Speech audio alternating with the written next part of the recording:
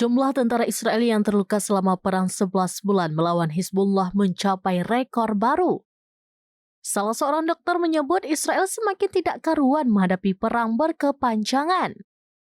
Ia mengungkap pasukan pertahanan Israel yang terluka sejak Oktober 2023 hingga saat ini telah mencapai lebih dari 5.650 personel.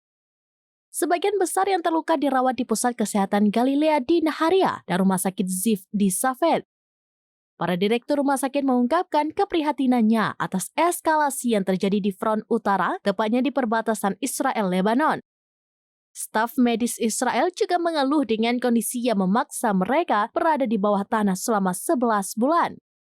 Dikutip dari Al-Mayadin via Tribun News pada Rabu 28 Agustus 2024, para staf medis Zionis mengaku tidak melihat tanda-tanda perang segera berakhir.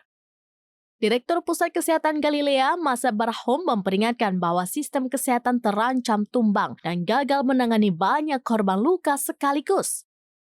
Sebab pihaknya sudah merawat sekitar 1.700 tentara yang terluka ringan maupun luka parah akibat perang. Selain itu, 3.500 tentara lain yang dirawat di sana menginap berbagai penyakit dan wabah yang kini menyebar cepat di front utara.